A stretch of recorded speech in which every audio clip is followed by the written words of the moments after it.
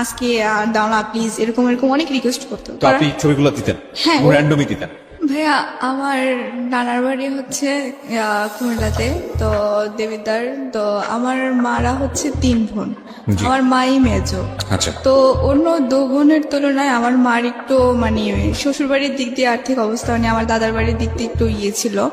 তো এখানে আমার মাকে যখন বিয়ে দেওয়া হয়েছিল তখন বলা হয়েছিল মানে একটা মিথ্যে অভিনয়ের মাধ্যমে আমার মাকে বিয়ে করে নেওয়া হয়েছে। না হওয়ার পর মানে দাদার বাড়ি এমন অবস্থা, মানে তার মেয়ে যে একটা মানে হাজবেন্ডের সাথে থাকবে ওরকম কোনো একটা রুমও নেই। তো পরে আমার মাকে অনেক ট্রাই করছে এখান থেকে নিয়ে আসার জন্য, কিন্তু আমার মা আসেনি। আমার মা বলতেছে যে আজকে যদি আমাকে নিয়ে একটা বড় ধনীর কাছে বিয়ে দাও, তা এখন যদি আমার মানে বাসরাতে আমার স্বামী মারা যায়, তা আমাকে আল্লাহ যেখানে বিয়ে করছে রিজিক রাখছে আমি সেখানে থাকবো। তো এটা নিয়ে আমার নানা ভাইরা অনেক করছে, কিন্তু আমার মা আসে নাই। বা আমার নানার বাড়ির সাথে অনেকদিন সম্পর্ক আমার মার অফ ছিল। তো আমার মার বিয়ে হওয়ার 9 বছর পর আমি হয়েছি। জি। তো হওয়ার প্রথম পর সন্তান আপনি? হ্যাঁ, আমি প্রথম সন্তান। তো এটা নিয়ে আমার দাদার বাড়িতে অনেক আনন্দ ফুটি, কারণ আমার চাচা জ্যাঠার ভিতরে আমার বাবাই সবার বড়, মানে আমার কোনো বড় জ্যাঠা নাই। জি। তো আমি যেহেতু প্রথম সন্তান, মানে সবাই আমাকে খুব আদর করতো। আমার চাচারা, বাবা চাচা ছিল 7 জন আর ফুফি ছিল 3 জন। আচ্ছা। ফুফিরাও এখানে থাকতো, দাদার বাড়িতে, ওনারা শ্বশুর বাড়িতে যাইতো না।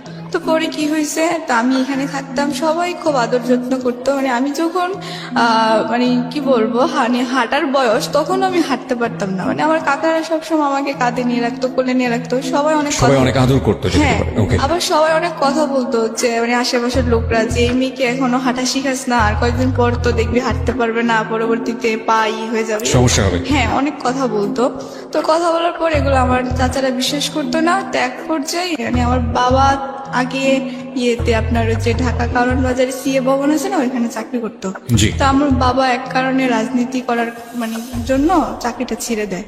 তো ছেড়ে দেওয়ার পরে রাজনীতি করার জন্য ছেড়ে দেয় নাকি রাজনীতি করার জন্য চলে যায়, কোনটা? মানে রাজনীতি করার জন্য চাকরিটা ছেড়ে দেয়। বাবা নিজেই ছেড়ে দেয়? হ্যাঁ, নিজ ইচ্ছাকৃতভাবে। তো এখন দ্বিতীয় কথা হচ্ছে তার কারণে চাকরিটা ছেড়ে দেয়। তো এটা নিয়ে আমার নানার বাড়িতে অনেক কিছু মানে হয় আর কি, মানে কথাবার্তা আছে এখন সংসার চলবে কি দিয়ে। তো এটা নিয়ে আমার মার সাথে একটু দ্বন্দ্ব হওয়াতে তো আমি আমার বেশিরভাগ নানার বাড়িতেই থাকতাম। তো কি করতো, আমার মার কাছ থেকে মানে আমার মা যখন আমাকে নিয়ে চলে যায়, তখন আমার মা থেকে আমার বাবা গিয়ে একদিন আমাকে নিয়ে আসে। এক পর্যায়ে মানে আমার মার একটা চাকরি হয়, চাকরি হওয়ার পরে আমার মা খুব বিজি হয়ে যায়। বিজি হওয়ার পর আমি যে তার একটা সন্তান, সে যে মানে একটা কোনো দায়িত্ব বা মানে আমার পিছনে যে তার একটা সময় দেওয়া, সেটা দিতে পারতেছে না। এক পর্যায়ে একা হয়ে যায়। মানে আমার নানু বাড়িতে যতদিন থাকি এতদিন ভালো লাগে, কিন্তু এখানে আসলে আমার আর ভালো লাগে না।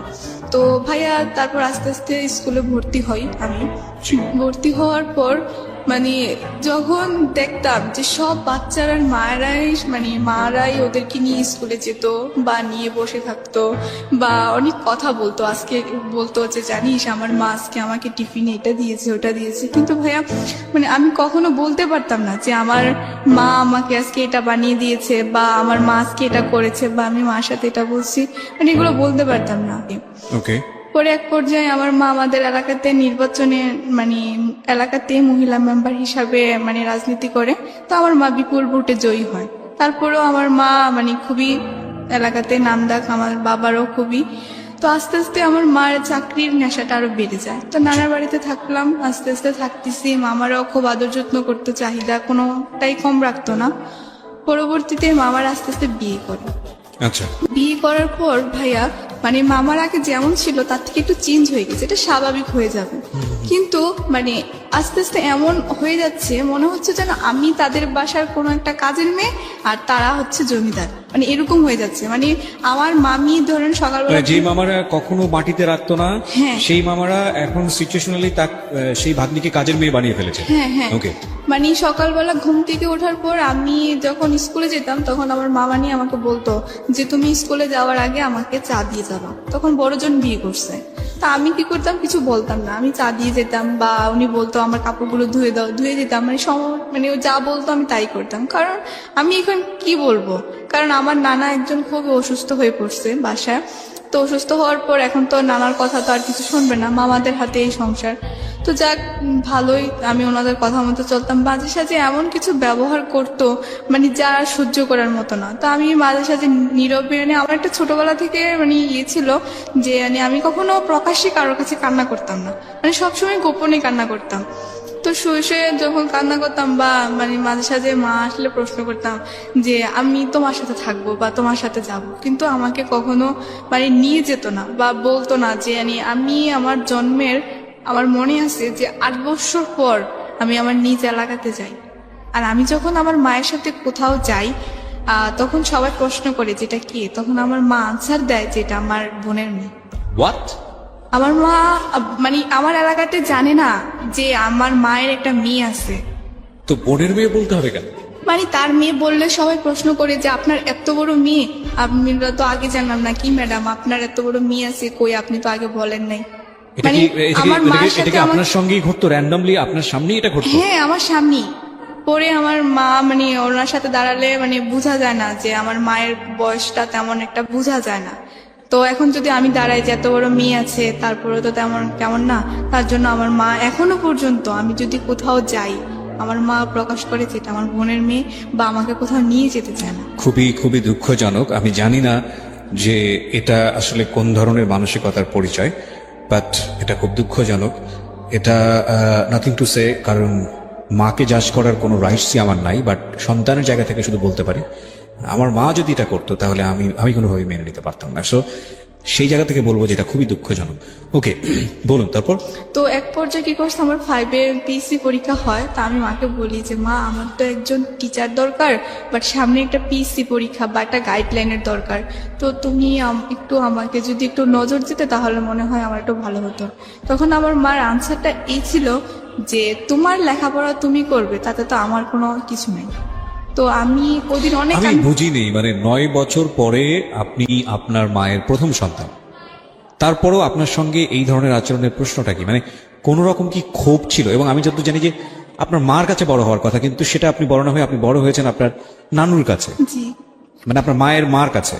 মানে আমার মার হচ্ছে কি, মানে যখনই আমার মা সংসারী ছিল তখনই আমার মা ভালো ছিল, আমি দেখতাম। কিন্তু আমার মা যখনই বাহিরের জগতে চলে গেছে, মানে চাকরির জগতে বা পলিটিশিয়ান মানে জগতে চলে গেছে, তখনই আমার মা একটা আপনার অন্যরকম বাবা এবং মা কি একই দলের পলিটিক্স করতেন? জি একই করে, কিন্তু আমার বাবা মার ভিতরে ম্যাক্সিমামই দেখা যায় যে দুজনের মধ্যে খুব অশান্তি চলে। Okay. মানে তাদের ভিতরে স্বামী স্ত্রীর কোনো একটা যে ভালোবাসা, ওটা খুবই কম থাকে। এবং একটা সন্তানের জন্য কত বড় পীড়াদায়ক, একটা সন্তানের মানসিক বিকাশের জন্য এটা কতটা কষ্টকর, এটা যে সন্তান সেই খুব ভালো করে বলতে পারবে। একটা বাবা মার ঝগড়া বা বাবা মার মনোমালিন্য ওই সন্তানের উপর কতটা ভয়াবহ ইফেক্ট ফেলে আপনি চিন্তাও করতে পারবেন না। বলুন। তো মা বলে যে হ্যাঁ তোমার পড়া তুমি করে নাও। হ্যাঁ, তো এক পর্যায়ে দেখা গেছে আমার পিএসসি পরীক্ষা আসে। তখন আমি আমার মাকে বলি যে মা, আমার তো ফাইনাল পরীক্ষা, আমাকে একটু সেন্টারে নিয়ে যাবা, বা আমার তো জাস্ট বেশি দিন না, কয়েকদিন পরীক্ষা, তুমি আবার চলে যাও। তো পরে আমার মা বলে কি, তোমার পরীক্ষা দিতে যাও, মায়ের দোয়া আছে সবসময়, আমি খুব বিজি। মানে ভাইয়া, এখনো যে আমি আমার মাকে ফোন দেই, আমি যে একজন মানে কি বলতাম, ঢাকায় থাকি একটা মেয়ে, আমার মাকে সে তো আমার খোঁজ খবর রাখা দরকার। এবং আমি যত জানি যে আপনাকে অ্যাপ্রন পর আমি দেখতে পাচ্ছি। So you are going to be doctor soon. জি, আমি একজন মেডিকেল স্টুডেন্ট। সো আপনি ডাক্তার হতে যাচ্ছেন খুব শীঘ্রই। জি। এই অবস্থায়ও মা বলে না, যে আমার মা আমাকে 2-3 দিনে একবার ফোন, মানে আমি নিজের সাথে দিলে, মানে আমি ধরেন দিলে তারপর সে কথা বলে, এবং এমনও 2-3 দিন, এমনও সপ্তাহ চলে যায়, মানে তার সাথে আমি ভালোভাবে কথা বলতে পারি না। সে খুব বিজি মানুষ। মানে এটা কি আমি যে একটা আপনার ক্ষেত্রেই হয় নাকি আপনার যে বাকি যে ভাই বোন গুলো আছে তাদের ক্ষেত্রেও একই রকম? মানে ধরেন আমার ক্ষেত্রেও হয়, বা আমার সব ভাই বোনদের ক্ষেত্রে, মানে আমার মায়ের কাছে সন্তান মানে কিছুই না। Very unlucky. যাই হোক, হ্যাঁ বলেন তারপর। তো তারপর সমাপনী পরীক্ষা মামাদের সাথে নিয়ে যেত মামারা, বা দিতাম। তখন ভালো রেজাল্ট হয়, তখন আমি 5-এ বৃত্তি পাই, কারণ বলে বৃত্তি পাই।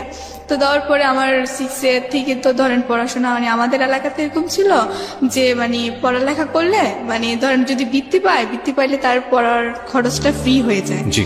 তো পরে জাস্ট শুধু পরীক্ষার ফিটা। তা আমি পড়াশোনা করতেছি। তা আমি যখন ক্লাস 7-এ পড়ি, তখন আমার ফ্রেন্ডরা দেখতাম মানে অনেকে ফোন ইউজ করতো।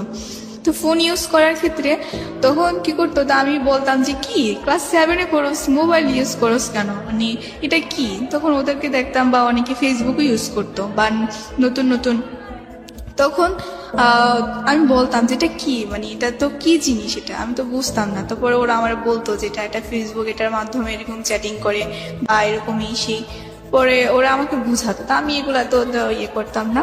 তো পরবর্তী আমার ছোটবেলা থেকে একটা ইয়ে ছিল যে আমি বই পড়তে খুব ভালোবাসতাম। Okay. তা আমি একটু সময় পাইলে, ধরেন আমাদের লাইব্রেরি ছিল, তখন ওইখানে গিয়ে আমি মানে একটু বেশিরভাগ রবীন্দ্রনাথের বই পড়তে খুব ভালোবাসতাম। ওকে, তো পরে এক পর্যায়ে দেখা গেছে আমার একদিন ফ্রেন্ড সার্কেলরা মিলে আমাকে বলতেছে যে তুই তো আমাদের সাথে এমনই কোনো রোমান্টিকতা না।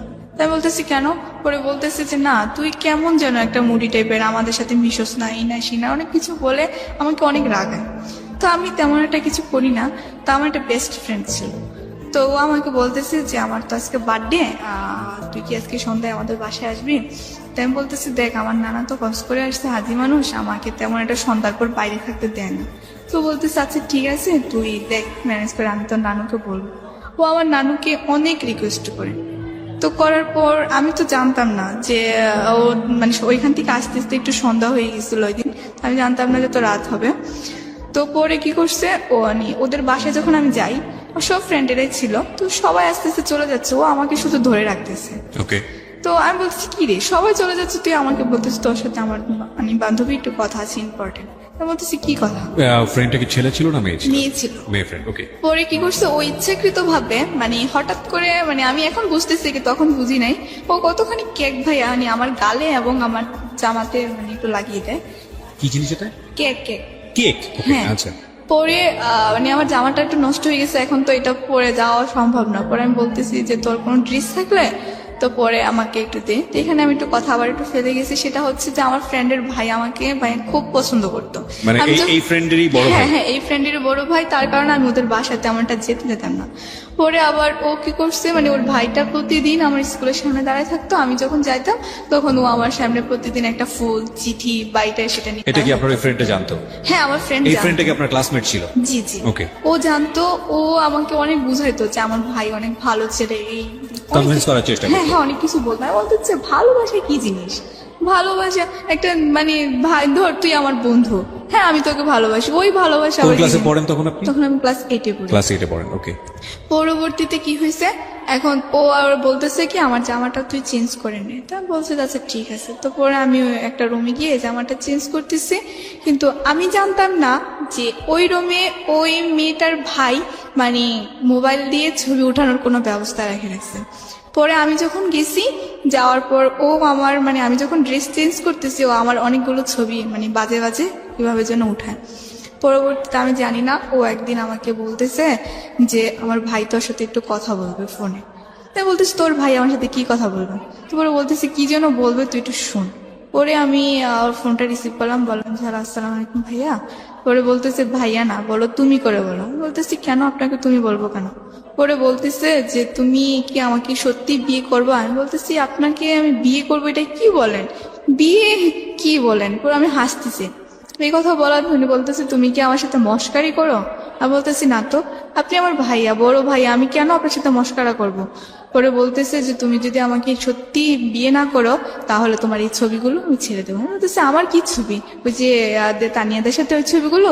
পরে বলতেছে না। পরে উনি বলতেছে তুমি আমার সাথে আজকে গেটের সামনে দাঁড়াও, তোমার ছবিগুলো একটু তুমি নিজে দেখে যেও যে তোমার কি ছবি। পরবর্তীতে আমি স্কুল থেকে যাওয়ার পথে গেটের সামনে দাঁড়ালাম। দাঁড়ানোর পর ওই দিন আবার কি করছে, উনি যখন আমাকে মোবাইলের ছবিগুলো দেখাচ্ছিল তখন ওনার এক ফ্রেন্ড আমার মামাকে দেখাইছিল যে আপনার ভাগ্নি দেখেন স্কুল থেকে যাওয়ার পথে ওই দেখেন ছেলের সাথে কি যেন কথা বলতেছে। মানে আমি যে দাঁড়ায় ছবিগুলো দেখতেছি এমন সময় হঠাৎ করে ইয়ে করে ফেলছে, মামাকে পর্যন্ত দেখাইছে। পরবর্তীতে উনি আমাকে এই ছবিগুলো দেখায় বলছে যে তুমি যদি আমাকে না বিয়ে করো তাহলে এগুলো আমি ইন্টারনেটে ছেড়ে দেবো এবং তোমার ফ্যামিলি যত মান সম্মান আছে সব আমি নষ্ট করে দেবো।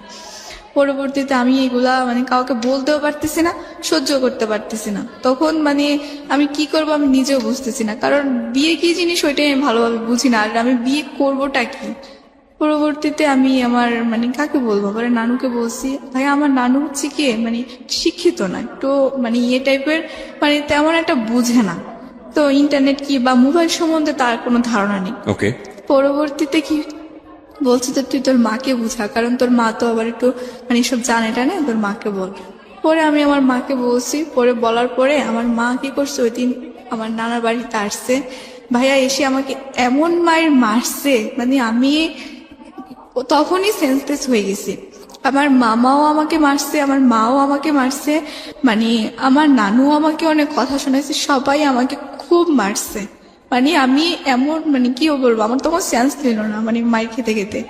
পরবর্তীতে আমি হঠাৎ করে দেখি যে আমি একটা রুমে মানে শুয়ে আছি, আমাদের একটা রুম আছে কি মানে ওটা একদম মানে ইয়ে মানে ধরেন আপনার পুরাতন জিনিসপত্র রাখা হয় আর কি। আমার মা আমাকে ওই রুমে ফালাই রাখছে, মানে দরজা নক করে, যাতে আমি আর ওই রুম থেকে বের না হতে পারি।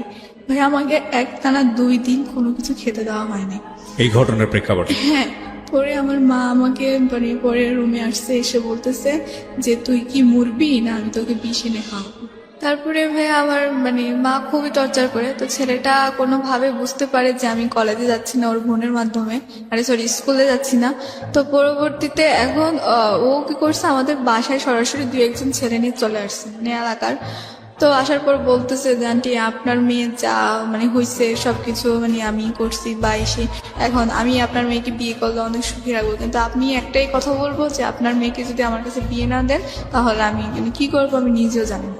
ভাইয়া ওই ছেলেটা ছিল 1 নম্বরে, মানে ও যদি ভালো ছেলেও হতো, মানে ধরেন গরিবের সন্তান হলেও আমার মা তেমন কিছু বলতো না, কারণ আমার মা একটা জিনিস মানে একটু মানে আমার ফ্যামিলির দিক দিয়ে সবাই একটু বিশ্বাস করে যে ধনী গরিব তো আল্লাহরই সৃষ্টি, তো এখন ওইটা মানে বিভেদ করে না তারা। তো এখন কি করছে, ও মানে এমন একটা ছেলে ছিল যে মানে আমাদের এলাকাতে 2-3টা মার্ডার করছে। খুবই ডেসপারেট। হ্যাঁ খুবই। আর ও কি করতো, মানে আমাকে যদি ধরেন স্কুল থেকে আসতে সময় আমি যদি কোনো ছেলের সাথে কথা বলতাম, এরপরে গিয়ে শুনতাম যে ওই ছেলের মানে খুব মাইর খেয়েছে বা ওই ছেলের কোনো না কোনো একটা প্রবলেম হয়েছে, মানে আমি আমার এলাকার কোনো ছেলের সাথে কথা বলতে পারতাম না, বা কোনো বাইরের ছেলে তো প্রশ্নই ওঠে না। মানে স্কুলেও কোনো ছেলেদের সাথে কথা বলতে পারতাম না, মানে সবসময় আমার কথা হচ্ছে যে মেয়েদের সাথে কথা বলা আর মেয়েদের সাথে স্কুল থেকে আসা। পরে কি হয়েছে, এক পর্যায়ে মানে আমার মাকে অনেক ধরনের হুমকি দিছে বা অনেক কিছু বলছে, বলার পর আমার মা এখন কি করবে, এখন আমার মা যেহেতু একটা রাজনীতি বড় একটা পর্যায়ে, এখন মান সম্মান বাঁচানোর জন্য আমার মা একদিন সকালে আমাকে বলতেছে যে তুমি আজকে সকাল সকাল ফ্রেশ হয়ে যাও। মানে মা এমন ভাবে কথা বলতেছে ভাই, আমার মনে হচ্ছে যেন আমি আকাশের চাঁদ হাতে পেয়ে গেছি, যে আমার মা আমার সাথে এত সুন্দর করে কথা বলতেছে। পরে আমি বলতেছি কেন, কি হয়েছে? পরে বলতেছে তোমাকে আজকে এক জায়গায় নিয়ে যাব, তুমি সুন্দর করে মানে গোসল করে ফ্রেশ হয়ে যাও। আমি বলছি আচ্ছা ঠিক আছে। বলতেছে সুন্দর জামা কাপড়ও পরবা। আমি বলছি আচ্ছা ঠিক আছে। পরে মানে এমনভাবে বলতেছে মানে আমি এত খুশি, মানে আমি এই খুশি কাকে বুঝাবো যে আমার মা আজকে আমাকে এক জায়গায় নিয়ে যাবে, নিজে সে বলছে যে আমাকে নিয়ে যাবে। পরবর্তীতে আমি তখন মার কথা শুনে সবকিছু রেডি, পরে গিয়ে দেখি রাস্তায় মানে সিনজির ভিতরে ও, তারপর মা, তারপর সামনে 2জন লোক। পরে আমি বাবা কোথায়? বাবা নাই, বাবা আমাদের এলাকাতে। আপনি কোথায়? আমি নানার বাড়িতে। তখন ওখানেই মা থাকে? না, মা আসছে এখানে, মা তো কাজ করে। মা থাকতো বাবার সঙ্গে? হ্যাঁ বাবার এত সঙ্গে। ঘটনা ঘটে যাচ্ছে, বাবা এগুলো জানে না? না, বাবা কিছুই জানে না, বাবাকে কিছুই বলা হয়নি। তবে আমি অনেক চেষ্টা করছি যে ফোনের মাধ্যমে বাবার সাথে ফোনে কন্ট্যাক্ট করবো, কিন্তু কন্ট্যাক্ট করতে গেলে তখনও আমাকে মারতো। মানে কি বাবার সঙ্গে কি মার ছাড়াছাড়ি হয়ে গিয়েছে নাকি কোনো? না, বাবার সাথে মোটামুটি মানে আমার বাবা মার মানে একটাই ইয়ে আছে যে ওরা স্বামী স্ত্রী এতটুকু প্রমাণ, কিন্তু এছাড়া এদের মাধ্যমে কোনো যে একটা মানে ভালোবাসা বলেন বা কোনো একটা মনের মিল বলেন, কোনো কিছুই নাই। মানে আমার বাবা মার ভিতরে আমি 100 থেকে 99% দিনে দেখি ওদের ভিতরে ঝগড়া লেগেই থাকে। মানে কেউ কাউকে পাত্তা দেয় না? না, কেউ কাউকে, ডিসিশন মেকিং এর জায়গায় কেউ কাউকে ধার ধারে না? না না, যার যার ইচ্ছা মতো। আপনার চোখের সামনে কি কখনো দেখতেন গায়ে হাত তোলাতুলি, মারামারি? হ্যাঁ, আমি আমার যখন আমি একটু কথা ফেলে গেছে, আমার ছোট ভাইটা যখন মানে হয়েছিল, মানে আমার পরের জন, যেটা আমার 2টা ভাই আমার ছোট, তো পরে আমার পরে যেটা মানে কি ও যখন জন্মেছিল তখন আমার বাবা আমার মাকে এত মারছিল, মানে আমার মাকে পুরো খাটের চিপা দিয়ে পর্যন্ত ফেলে দিছে, আর আমার ভাইটাকে এভাবে ছোট ফিটার খাইতেছে, ওকে ধরে একদম খাটের এই প্রান্তে থেকে ওই প্রান্তে ছুঁড়ে মারছে। মানে আমার বাবা আমার মাকে প্রচুর মারতো, মানে এক পর্যায়ে আমার মা মানে মায়ের খেতে খেতে একদম প্রতিবাদী হয়ে গেছে। পরে আমার মাও বাবাকে পাত্তা দেয় না, বাবাও মাকে পাত্তা দেয় না, মানে এরকম হয়ে গেছে আর কি। পরবর্তীতে ভাই আমি যাচ্ছি মার সাথে, কিন্তু কোথায় যাচ্ছি মা আমাকে কিছুই বলে না। পরবর্তীতে গিয়ে দেখি এক হুজুরের বাড়ি। আমি বলতেছি মা এইখানে কোথায় আসছো বা এটা কি, আমি তো চিনি না। পরে বলতেছি তোমার এত চেনার দরকার নেই, তোমাকে যেখানে নিয়ে আসছি তুমি সেখানে থাকো। তো পরে আমি বলতেছি যে মা মানে কি আমাকে একটু বলবা? বলতেছে যে কিছু না, আজকে তোমার বিয়ে। আমি বলতেছি কি বলতেছো বিয়ে? কি তুমি কি আমার সাথে মজা করতেছ? মা বলতেছে যে না, আমি তোমাকে তো মজা করতে যাবো কেন, তুমি যা কাজ করছো তার পাপের প্রায়শ্চিত্ত ভোগ করবো এখন। আমি বলতেছি মা আমি তো কোনো অন্যায় কাজ করি নাই বা আমি তো কিছুই করি নাই, কেন পাপের প্রায়শ্চিত্ত ভোগ করবো? মানে তখন আমার মা ওই কাজের সামনে ভাই আমাকে এত মার মারছে, মানে কি বলবো, মানে হাতেই মারছে। ক্লাস 7-এ পড়তেন ওই সময়, ক্লাস তখন 8-এ? 8-এ। ক্লাস 8-এ পড়তেন আপনি। হ্যাঁ। যদি ভুল না করে থাকে তাহলে আপনার বয়স সর্বসাকুল্যে 13 থেকে 14 বছর, এবং আপনার মা তখন ওইখানে একটা রাজনৈতিক নেতা বলা যেতে পারে এলাকার, আমাদের জেলার মানে আমার মা সভাপতি, মহিলা দলের সভাপতি। এবং ওই সময়ে তার নিজের সম্মান বাঁচানোর জন্য সে আপনাকে এই কাজটা করাচ্ছে, এবং একটা ছেলে যে গুন্ডা আপনার কথা মতো তার হাতে সে তুলে দিচ্ছে শুধুমাত্র নিজের সম্মান বাঁচানোর জন্য। জি। ওকে, তারপর কি হলো? তারপর আমার মা ওই দিন আমাকে বলে যে তুমি এখানে মানে তোমার কত নাম- সালের ঘটনা এটা? এটা হচ্ছে 2011। আপনার মা চাইলেই সে খুব সহজেই ছেলেটাকে ধরিয়ে দিতে পারতো পুলিশের কাছে এই ধরনের ব্ল্যাকমেইল করার জন্য, এবং বাংলাদেশের নারী নির্যাতনের যে আইন সেটা খুব শক্ত আইন, আপনার মা সেটা করেন। এই পয়েন্টগুলো খেয়াল রাখবেন প্রিয় শ্রোতা, যে একজন মানুষ কিভাবে অপরাধের দিকে ধাবিত হয়। আমি সবসময় বলি background is much more important, much more important, again I am saying much more important. বলেন। পরবর্তীতে পরে মা আমাকে বললো যে এখানে একটা সিগনেচার করার জন্য। তা আমি এরপরে আমার নামটা লিখলাম এখানে। লেখার পর বলতেছে মানে ওই যে হুজুরটা উনি কাজী, তখন উনি বলার পর ছেলের বাবার নাম না কি যেন আরো কিছু বলছে, পরে বলতেছে বলো মা কবুল। তখন আমি মানে চুপ করে আছি। চুপ করে থাকার কারণে আমার মা আমাকে ঠাস করে আরো একটা থাপ্পড় মারে। মানে কি বলবো, মানে আমি যেটাই মানে ওনার কথার অবাধ্য হচ্ছি বা যেটা আমি করতে চাচ্ছি না, তখনই আমি মাইর খাচ্ছি। পরবর্তীতে মানে বলার পর আমার মা আমাকে বাসায় নিয়ে আসছে। পরে ছেলেটার সাথে মানে মা অনেক কথাবার্তা বলার পর তারপরে আমাকে বাসায় নিয়ে আসছে, মা চলে গেছে। পরে ভাইয়া আমার টেস্ট আর 1 মাস বাকি। মানে আমি ওই মুহূর্তে যে আমি যে পড়বো, বাসায় পড়ার মতো কোনো ক্যাপাসিটি পাচ্ছি না, বা আমি আমার যে মানে এটা গাইডলাইন ওইটাও পাচ্ছি না।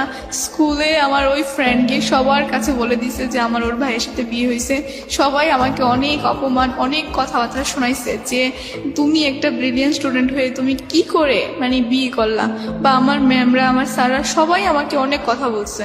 মানে মোট কথা আমার মনে হচ্ছিল যে তখন আমার ওই ছবিগুলোই মনে ভালো ছিল যদি নেটে দিত, কারণ এটা তো সবাই জেনে গেছে যে আমার বিয়ে হয়ে গেছে। Right. বলতেছে যে বিয়েটা কি তুমি এত তাড়াতাড়ি করে ফেললা, আর মানে তুমি একটু এসএসসি পাস করতা। সবাই স্যাররা আমাকে এই কথা বলতেছে। তারপরে মানে স্যার আমাকে ডেকে নিয়ে প্রিন্সিপাল স্যার অনেক অপমান করছে, বলছে যে মানে আমি তোমার কাছ থেকে এই জিনিসটা আশা করিনি কখনো, যে তুমি একটা ভালো স্টুডেন্ট হয়ে তুমি কেন মানে এই কাজটা করতে গেলা। পরবর্তীতে মানে আমি বলছি যে ঠিক আছে স্যার, আমার মানে ভুল হয়ে গেছে, আমি পড়াশোনা ভালো করে আপনাকে দেখাই দেবো। পরে বলছে ঠিক আছে, আমরা তোমাকে মানে বিশ্বাস করি, বা তুমি ভালো করে পড়ো, পারবা তুমি। পরে ওই স্যারটাই আমাকে প্রথম মানে ভাইয়া মাথায় হাত বুলিয়ে বলছিল যে মা যদি সন্তানকে যে রাস্তায় দেখ না কেন মনে করবা যে এটা তোমার জন্য কোনোদিনও ভালো একটা প্লাস পয়েন্ট। কিন্তু আমি ভাইয়া আমি আমার মার জন্য একটু তখন কষ্ট করি নাই। তখন আমি ভাবছিলাম যে আমার স্যার যেহেতু আমাকে যেটা মানে আমি ওই স্যারটার কথা খুব মানতাম। পরে আমি ওনার কথা বিশ্বাস করে আমি আবারও পড়াশোনায় মন দিই। কিন্তু আমি পড়াশোনায় মন দিয়ে কি করবো, সে আমাকে প্রতিনিয়ত কন্টিনিউ চাপ দিচ্ছে যে সে আমার বাসায় আসবে, বা তার সাথে আমি এখানে দেখা করতে ওইখানে দেখা করতে, বা তার সাথে আমি একটা শারীরিক সম্পর্ক করার জন্য। সে আমাকে বলতেছে আমি তো তোমার হাজব্যান্ড, এখন আমার সাথে মানে তোমার প্রতি আমার কিছু অধিকার আছে। তো পরবর্তীতে এখন বলার তারপরে সে আমাকে মানে সে তোমার কাছ থেকে স্বামীর অধিকার চাচ্ছে। জি। ওকে, এখন আমি যখন তাকে দিচ্ছি না দেওয়াতে সে এখন মানে কি আমার মাকে ফোন করে অনেক গালাগালি করছে, বা বলতেছে যে সে আমার নানার বাসায় যাবে, বা এরকম হুমকি দিচ্ছে আমাকে। পরবর্তীতে কারণ এটা তো কেউ জানতো এই না। বিয়ের সময় কি তার এই ছেলের বাবা মা কি প্রেজেন্ট ছিল?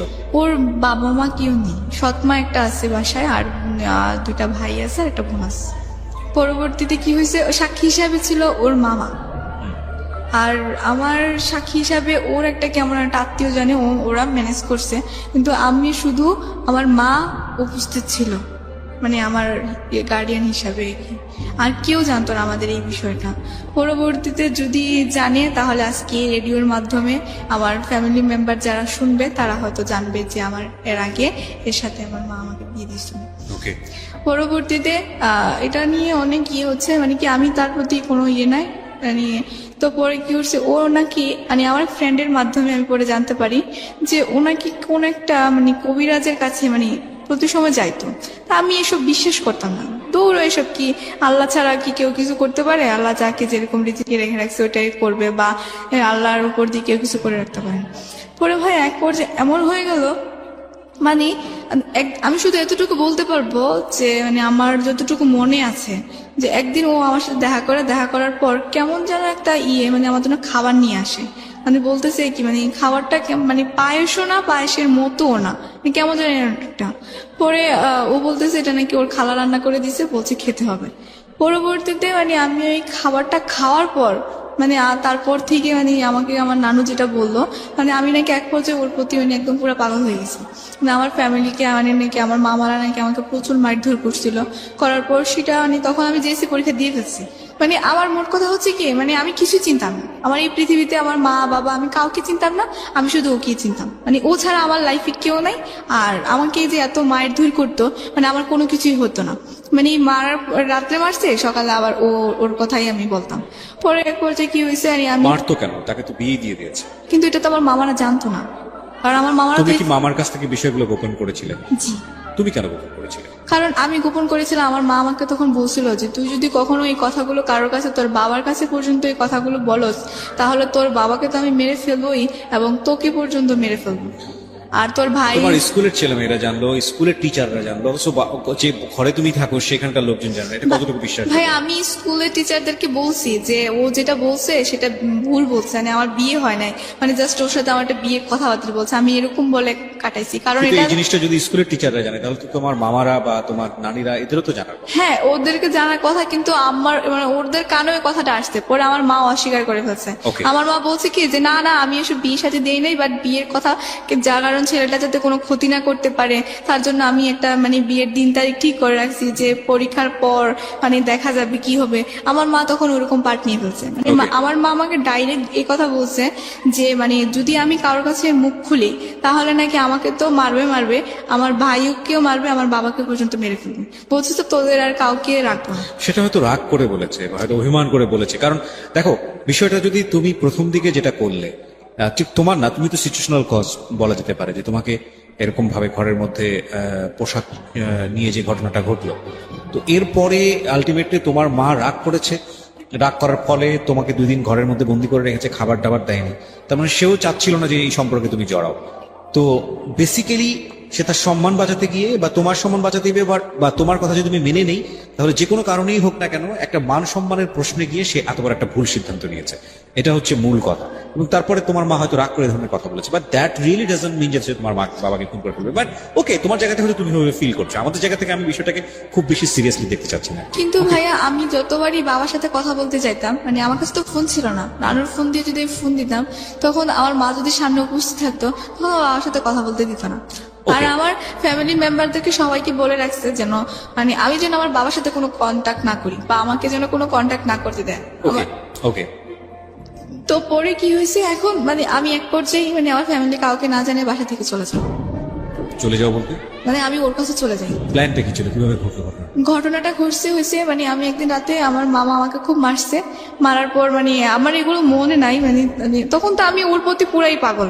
হ্যাঁ, পরে কি হয়েছে, আমার নানু আমাকে যেটা বললো যে আমি নাকি রাত্রে আমাকে প্রচন্ড মারছে, মারার পর মানে আমার মামা আমার জন্য খুব কান্নাকাটি করতেছে, যে মানে ওকে এত আদর করে আমরা বড় করছি, আজকে এরকম একটা ছেলের সাথে মানে মিশার জন্য আমরা তো এটা কখনো ভাবতে পারি নাই, বা এসে বলতেছে মামা। পরে কি হয়েছে, সকালে উঠে দেখে আমি বাসায় নেই, আমি সকালে মানে চলে গেছি ওর কাছে। পরে কোথায় খুঁজে পাচ্ছে না, একমাত্র মানে ও নাকি শুধু আমার মাকে ইনফর্ম করছিল যে এই জায়গায় আছে। পরে ইনফর্ম করার পর মানে আমার তো নাই, পরে আমার মা বলছে কি যে আমি নাকি আমার ফুপ্পির বাসায় আছি। তো পরে আর আমার মামারা কিছু বলে নাই। প্রায় 1 মাস পর আমি তখন আবার আমার নানুর বাসায় আসি, কারণ আমার রেজাল্ট। 1 মাস তুমি কোথায় ছিলে? 1 মাস ওর সাথেই ছিলাম। 1 মাসের সংসার জীবন কি ছিল? 1 মাসে সংসার জীবন কি ছিল ভাইয়া, হঠাৎ করে একদিন মানে আমার না কেমন যেন লাগতেছিল, মানে আমার মানে ওইটার নেশাটা মনে হয় যখন আস্তে আস্তে কেটে যাচ্ছিল, ও আমাকে প্রচন্ড মারতো।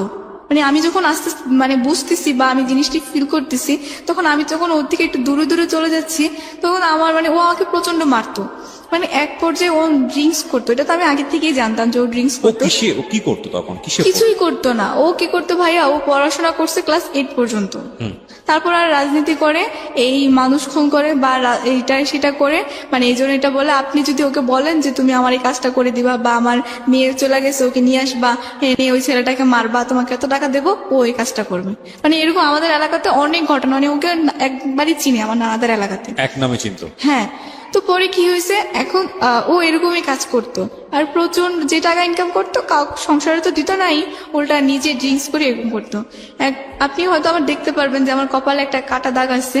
মানে ও কি করছে, আমাকে একদিন এমন মার মারছে, মারার পর আমাকে ঠাস করে ধাক্কা দিয়ে মানে ওয়ার্ড্রোফ ছিল, এই ওয়ার্ড্রোফের উপরে ফালা দেয়, পরে আমার কপালটা কেটে গেছে। মানে আমি কান্না করতেছি, মানে আমার কপাল দিয়ে প্রচন্ড রক্ত বের হচ্ছে, কিন্তু ও আমাকে একটু হসপিটালে নিয়ে যাচ্ছে না। পরে পাশে ওর খালা ছিল, ওই খালা আর খালু মিলে আমাকে হসপিটালে নিয়ে গিয়ে প্রায় 4টা সিঁড়ি লাগছে আমার কপালে। তারপরে ভাইয়া আমি এখন আমার মাকে বলছি, কিন্তু আমার মা তো কোনোভাবে আর ইয়ে করবে না। মা বলতেছে তোমার ভাগ্যে যেটা আছে তুমি সেটাই করো। পরবর্তীতে ভাই আমি কাকে কি বলবো? লেখাপড়া তখন বন্ধ? হ্যাঁ, লেখাপড়া তো তখন বন্ধ, কারণ ওই যে জেএসসি পরীক্ষা দিলাম, রেজাল্ট তো দিচ্ছে না তখন, মোট কথা।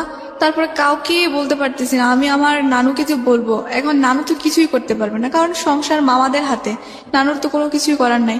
মামাদের কারোর কাছে বলতে পারতেছি না, বাবার কাছেও বলতে পারতেছি না। পরে আমার এক ফুপ্পি ছিল, পরে আমি আমার ফুপির কাছে মানে অনেক কষ্টে আমি ওনার নাম্বারটা সংগ্রহ করি ফুপির। পরে ফুপির কাছে ফোন করে আমি সব কিছু বলি। পরে ফুপি সবকিছু জানতো, জানার পর মানে পরে বলছে কি যে ঠিক আছে, তুই তো এটা ভুল করে ফেলছিস, বাচ্চা মানুষ, তুই আমার কাছে আয়, আমি তোকে মানে সবকিছু বুঝাবো বা ইয়ে করবো। পরে আমি আমার মামাদের ওইখানে তো আর যাওয়া হয় না, মানে সবাই মামা বলছে যে মানে আম্মু ফোন করে মামাদেরকে বলছে যে আমি আমার মেয়েকে নিয়ে গেছি, আর ওইখানে কোনো কিছু হবে না। পরবর্তীতে কি করছে, আমার ফুপির বাসায় নিয়ে আসছে। পরে আসার পরে আমি ফুপি এরকম এরকম করে আমার মামাদের সবাইকে আবার বুঝাইছে যে দেখেন ও তো আমার বাসায় ছিল সেই, এখন ওর মা হয়তো রাগ করে বলতেছে কারণ ওর একটা ঘটনা ঘটে গেছে, আবার ও রাগ করে আপনাদেরকে কিছু না বলে চলে গেছে। এগুলো নিয়ে অনেক কথাবার্তা হওয়ার পর ফুপি আবার বুঝাই আমাকে দিয়ে আসে। কিন্তু ভাইয়া দিয়ে আসার পর মানে কি হয়েছে যে মানে আমি যদি স্কুলে যেতাম তাহলে ও আবার স্কুলের গেটের সামনে দাঁড়ায় থাকতো। ওকে। পরে আমি যদি কারোর সাথে কথা বলতে যেতাম কোনো ফ্রেন্ডের সাথে, তাহলে বলতো এই ওর সাথে তোমার কিসের কথা, মানে ও আমার উপর একটা অধিকার খাটাতে যেত। মানে আমি কোনো ফ্রেন্ডের সাথে কোনো মিশতেই পারতাম না বা কিছু করতেও পারতাম না। তো পরে আমি একদিন বলছি কি যে আমি তো আপনাকে চিনি না, আমি ডাইরেক্ট রাস্তায় বলে ফেলছি যে আমি তো আপনাকে চিনি না। এই কথা বলাতে ও রাস্তায় মানুষের সামনে ঠাস করে আমার একটা থাপ্পড় মারে। পরে থাপ্পড় মারাতে এটা আমার মামার মাইন্ডে লাগে। আমার মামা কি করছে, ওই যাচ্ছিল তখন দেখছে আমার মামা যে ও আমাকে থাপ্পড় মারছে। পরে মামা আমাকে বাসায় এসে জিজ্ঞেস করতেছে যে ওর সাথে কি তোমার কোনো সম্পর্ক আছে? আমি বলতেছি না, ওর সাথে আমার কোনো সম্পর্ক নেই। কারণ আমি আমার মামার কাছে এখন যদি বলতে চাই তাহলে আমার মামা কি করবে আমি নিজেও জানি না। তা আমি মামার কাছে জিনিসটা গোপন রাখি যে না। কিন্তু ভাই আমার মানে কজলি ওরকম এরকম কিছু কিছু মনে পড়তেছে, আবার কিছু কিছু মনে পড়তেছে না, এরকম হয়ে গেছে। মানে ওর সাথে আমি কেন গেলাম, ওইখানে কি ছিল আমার বা কি আসে বিষয়। পরে মানে আমার এরকম মনে পড়ছে, আবার একবার ভাবতেছি মা তো আমাকে বিয়ে দিচ্ছে, কিন্তু আমি ওর সাথে কিভাবে গেলাম বা কিভাবে ছিলাম আমার কিছুই মনে ছিল না। আর ওর একটা প্লাস পয়েন্ট ছিল কি, ও যখন মানে আমি যখন ওর সাথে ছিলাম তখন ও আমার কতগুলো মানে ছবি উঠায় রাখছিল।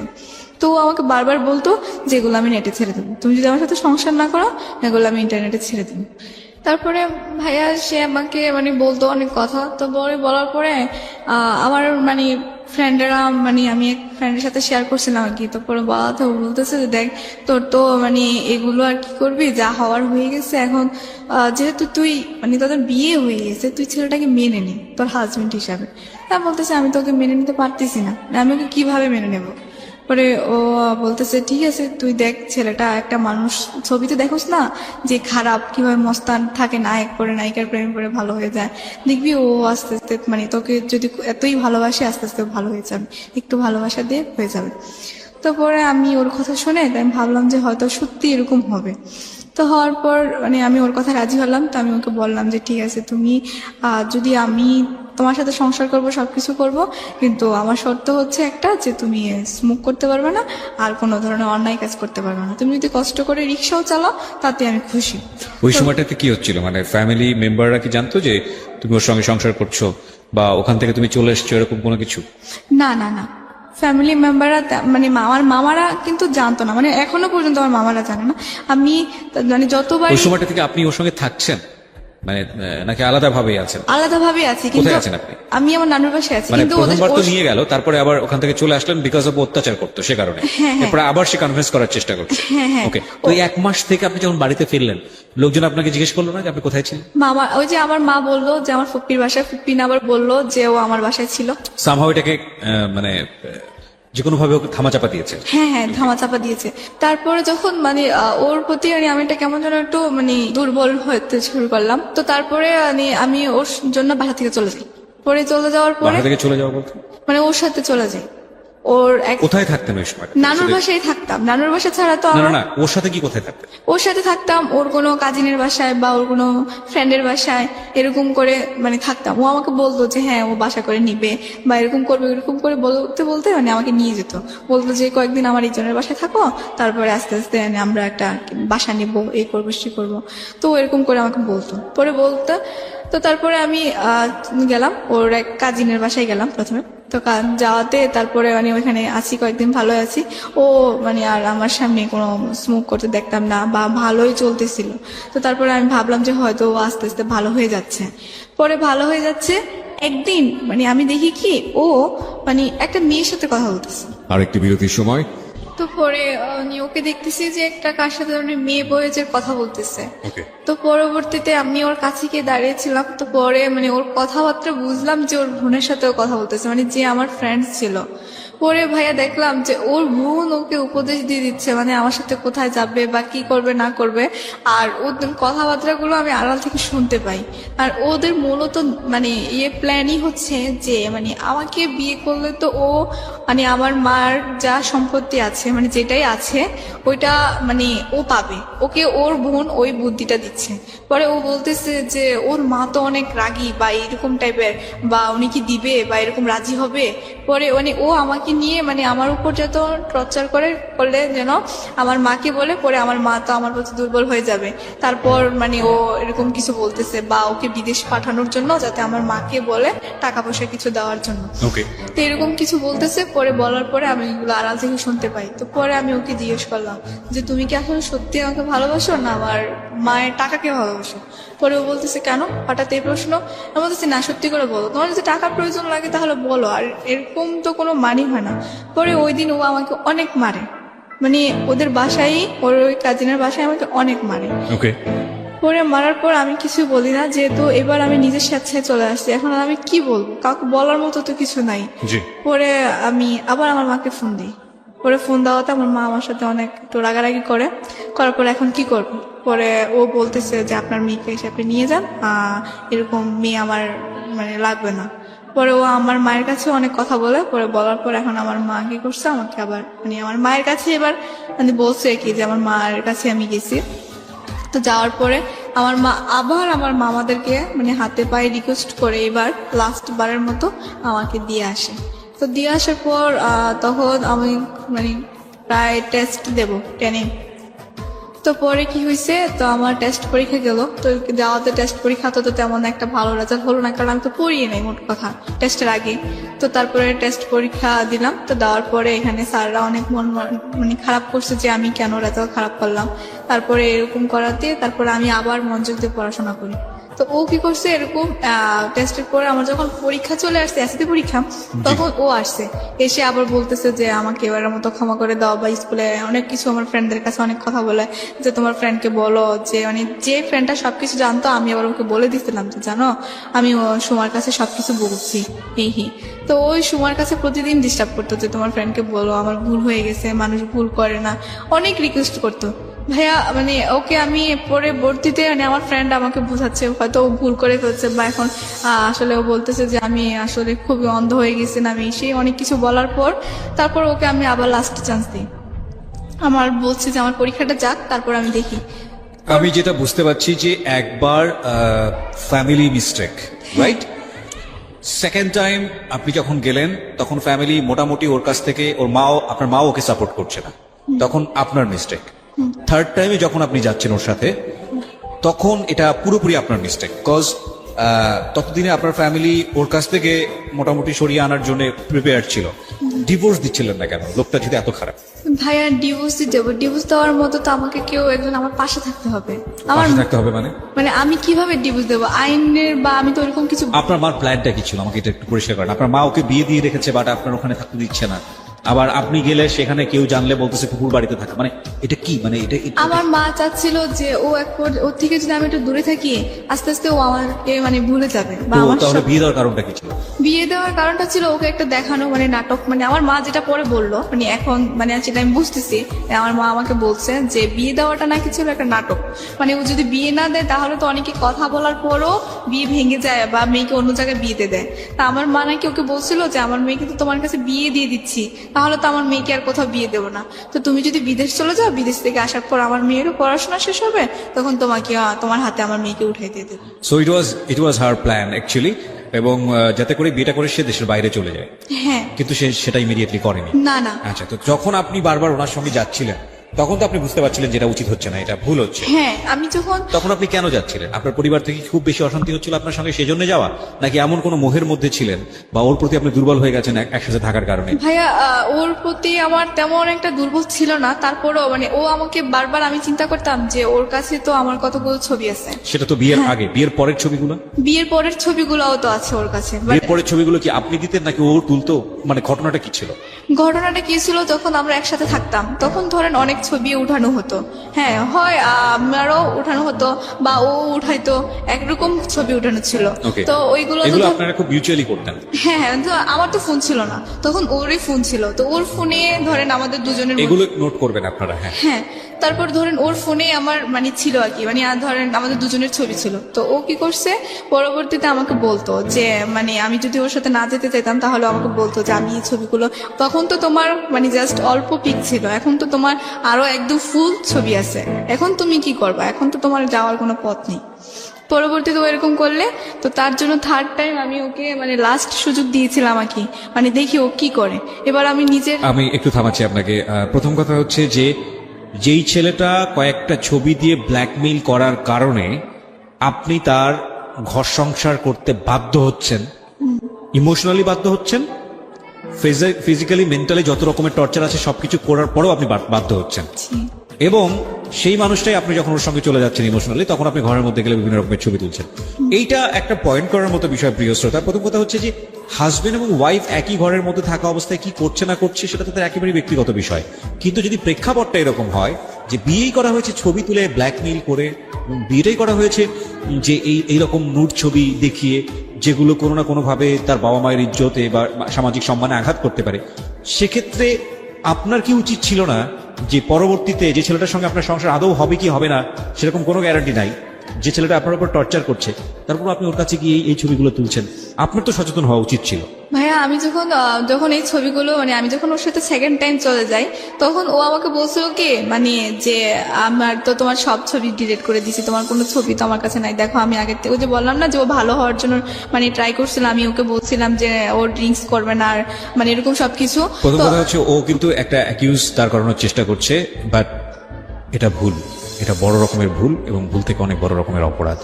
হ্যাঁ, বয়সটাও আপনি চিন্তা করে দেখুন, ক্লাস 8-এ পড়ুয়া একটা বাচ্চা, শিশুর বয়স, এবং ওর বয়স আজকে এই মুহূর্তে 19, রাইট?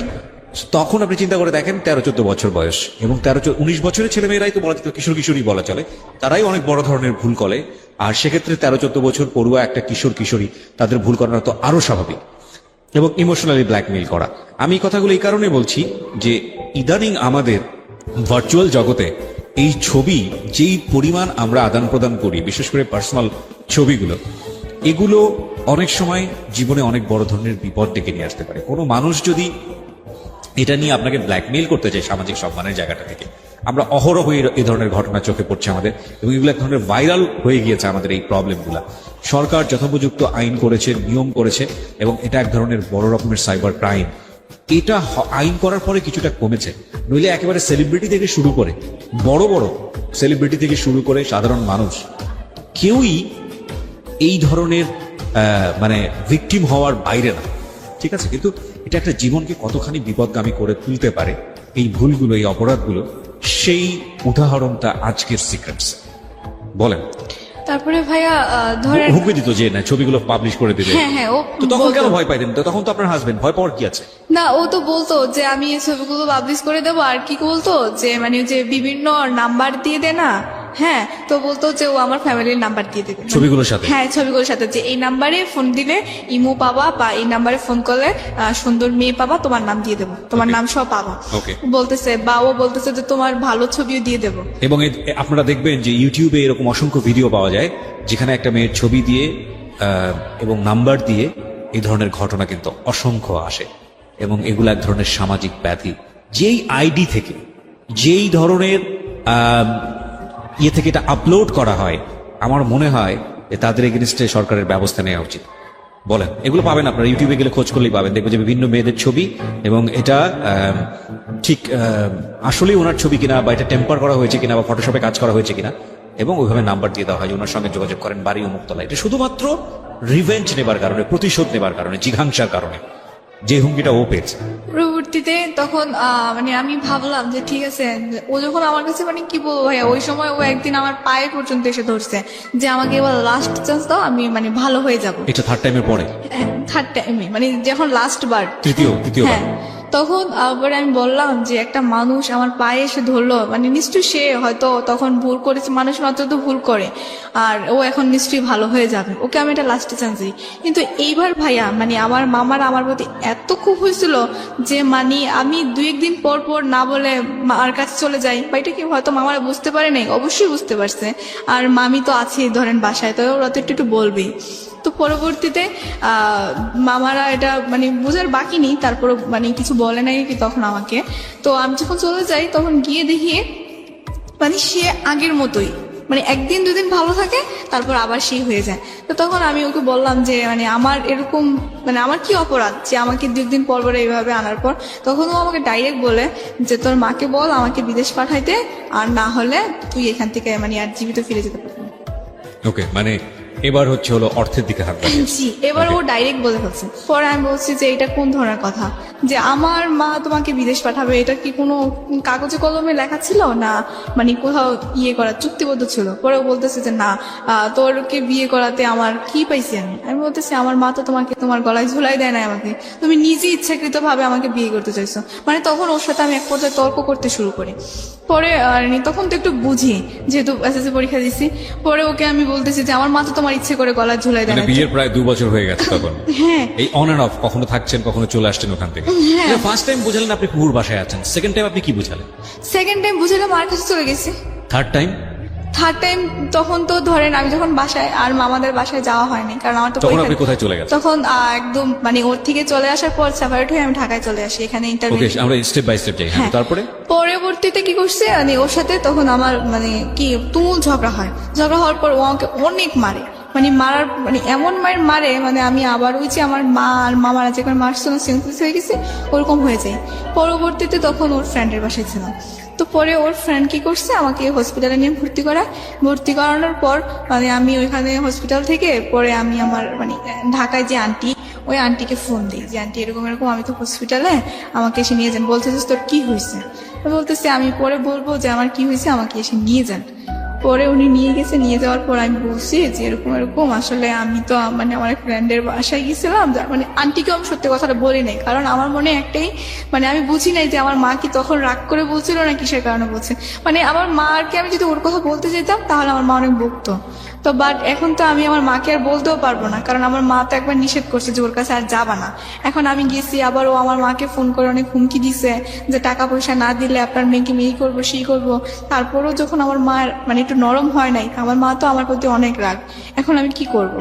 পরে আন্টির হাতে পায়ে ধরলাম, অনেক কিছু করলাম যে আমি তো এরকম এরকম আমার ফ্রেন্ডের বাসায় মানে আম্মুর সাথে রাগ করে চলে আসছি, এখন কি করবো না। আমি জানি যে আমার মায়ের কথাটা বলবে না আন্টিকেও। পরে বলাতে তারপর বলছে যে ঠিক আছে তোর তুই এসএসসি পরীক্ষা দিচ্ছিস, এখন ঢাকা এখানে ভর্তি হয়ে যা, আর তোর মাকে আমি ম্যানেজ করবো, কোনো সমস্যা নেই। পরবর্তীতে ঢাকায় ভর্তি হয়ে গেলাম। আর ও ঢাকায় ভর্তি হয়ে গেলেন, চাইলেন ভর্তি হয়ে গেলেন, না না ব্যাপারটা এরকম? এসএসসি পরীক্ষার রেজাল্ট দিছে। হ্যাঁ, তখন তারপর? রেজাল্ট দেওয়ার পরে আমি তখন 4.28 পাইছি। Okay. মানে তখন তো পরীক্ষার রেজাল্ট খারাপ হয়েছিল। তো পরীক্ষা খারাপ হওয়াতে, কারণ আমি পড়ি নাই মোট কথা, কি পড়বো ভালোভাবে। তো পরে মানে আমার ফিজিক্স কেমিস্ট্রি বায়োলজিতে আমি সায়েন্স স্টুডেন্ট ছিলাম, মানে ভালোই প্লাস আসছিল, কিন্তু আমার মেয়েতে গিয়ে খুব খারাপ রেজাল্ট হয়েছে একটা। আপনি এসএসসি পরীক্ষার সময় ছিলেন কোথায়? আর নানু বাসায় ছিলাম। নানুর বাসা থেকে ওই যে- পরীক্ষা দিয়েছেন? হ্যাঁ হ্যাঁ। ওকে। পরবর্তীতে কি হয়েছে, এখানে এসে মানে রেজাল্ট পাবলিশ হওয়ার পরে এখানে ভর্তি হলাম ঢাকায়। তো খবর পেলাম কি ও বিদেশ চলে গেছে। আপনি এখানে কোথায় আসলেন? ঢাকায় এসে কোথায় উঠলেন? ঢাকায় এসে মিরপুরে আন্টির বাসায় উঠছি। মানে আন্টি মানে কি ধরনের আন্টি? আন্টি বলতে আমার আপনার আন্টি। আপুর আন্টি। তো আপনাকে জায়গা দিল? হ্যাঁ দিছে। মানে আমি ওনাকে বলছিলাম কি যে আমি একটা ফ্রেন্ডের মানে ভুল করে আম্মুর সাথে রাগ করে ফ্রেন্ডের বাসায় চলে আসছি। পরে খালামণি হঠাৎ করে মানে আমি খুব অসুস্থ হয়ে পড়ছি, তো আমার ফ্রেন্ড আমাকে এখানে ভর্তি করাইছে। তো ভর্তি করানোর পর তো এখন আন্টি মানে আম্মু আর ফোন করে আবার বলছে, কারণ আম্মু তো সত্যি কথাটা এখন বলতে পারবে না, কারণ মানে আপনার আম্মু সামহাও আপনার আন্টিকে কনভিন্স করেছে এই বিষয়টা জি, নিয়ে? জি। ওকে। পরবর্তীতে করাতে তারপরে কি করছে, এখন আমি ঢাকায় পরে পড়াশোনা করতেছি। পরবর্তীতে শুনতে পারলাম যে মানে ওনাকে আমার মাকে প্রচন্ড চাপ দিচ্ছে, মানে টাকা পয়সা দেওয়ার জন্য। আপনি প্রথম দিকে যেটা বলছিলেন যে আপনার মার সঙ্গে আপনার বাবার সম্পর্ক খারাপ ছিল, হ্যাঁ আপনি সিদ্ধান্ত নিয়ে আপনার মার এগেনিস্টে গিয়ে আপনি বারবার আপনার মায়ের বিয়ে দেওয়া যে হাজবেন্ড হ্যাঁ। তার কাছে গেছেন। মানে ছেলেটার নাম কি ছিল? ছেলেটার নাম মানিক ছিল। মানিকের কাছে আপনি বারবার গেছেন। তো এই গল্পের মাঝখানে আমি কোথাও পেলাম না যে আপনার সমস্যা নিয়ে আপনি নিজে আপনার বাবার কাছে গেছেন। ভাই আমি তো আমার বাবার কাছে যেতে পারি না, কারণ আমার মা আমাকে সম্পূর্ণ নিষেধ করে দিয়েছে। সো আপনার মা তো আপনার ওই ছেলেটার কাছে যেতে নিষেধ করেছে, তো আপনি সেখানে মান নিষেধ অমান্য করে বারবার গেছেন। কিন্তু ভাই তো বাবার এটাই কাছে আমার জীবনের সবচেয়ে বড় ভুল ছিল। এখন বুঝতেছি যে আমি আমার বাবার কাছে যদি হয়তো যতই বাধা বিপত্তিক্রম করে আমি যেতাম, আমার মনে হয় যে আমি কোনো না কোনো একটা সলিউশন পেতাম বা কোনো সাহায্য পেতাম। তারপরে ভাইয়া মানে আমি তো ধরেন এখন ঢাকায় আছি, ঢাকাতে। মানে হ্যাঁ, আন্টি গুলো পরে ও আমি শুনলাম যে আমার মাকে নাকি ফোন করে অনেক হুমকি ধমকি দিচ্ছে যে কিছু টাকা দেওয়ার জন্য বিদেশ যাবে। তো পরে আমার মা কি করলো যে পরে বললো কি, আমি বললাম যে মা আমি তো তোমার সন্তান, আমি তো তোমার কাছ থেকে কিছু কোনোদিনও চাই নাই। তো তুমি যদি এখন মানে আমি একটা জিনিসে চাইবো তোমার কাছে যে তুমি ওকে কিছু টাকা দিয়ে বিদেশ পাঠিয়ে দাও, কারণ এই অশান্তি আমারও ভালো লাগতেছে না। ও দেশে থেকে এরকম টর্চার করবে, আমি একটা শান্তি পরিবেশে ঢাকায় থাকি। পরে আমার মা ওকে মানে 1 লক্ষ তা 1.5 লক্ষ টাকার মতো ওকে দেয়। হ্যাঁ, দেওয়ার পর ও বিদেশের কাগজপত্র করে দেশের বাইরে চলে যায়। পরে চলে যাওয়ার পর ওর সাথে আমার আর কোনো যোগাযোগ হয় না। মানে ওর এরকম করে ও ওর বোনের মাধ্যমে আমার খবর নিত যতদিন পর্যন্ত ওর বোনের বিয়ে না হয় আর কি। ওর বিয়ে হয়ে যাওয়ার পর ওর বোনের ওর আমার সাথে কোনো যোগাযোগ নেই, আমার ওর সাথে কোনো যোগাযোগ নেই। ওকে। তো পরবর্তীতে আমি যখন কলেজে পড়তেছি, পড়ার পরে তখন আমি একটা ফোন নিই। ফোন নেওয়ার পরে তখন সবার হাতে ফোন আছে, এখন তো কলেজে সবারই ফোন থাকে। তো আমিও একটা ফোন কিনি। কেনার পর এখন ফেসবুক আইডি একটা মানে আমার এক ফ্রেন্ড খুলে দেয়। পরে ও বলতেছে, তা আমার এক ফ্রেন্ড ছিল সোহেল, তো ও বলছিল কি আমার নাম সোহেল রানা দিয়ে আছে, তুমি ওইটাতে দিলে আমাকে পাবা। তো ওকে আমি ফ্রেন্ড রিকোয়েস্ট পাঠাইতে গিয়ে ওর নিচে একটা ছেলে ছিল মানে সোহেল আরিফ চৌধুরী, আমি ওকে ফ্রেন্ড রিকোয়েস্ট পাঠাই দিই। পাঠাই দেওয়ার পর মানে একজনকে পাঠাইতে গিয়ে মিস্টেক আরেকজন হয়ে গেছে। তো পরবর্তীতে ও কি করছে, আমার ফ্রেন্ড রিকোয়েস্ট এক্সপেক্ট করছে।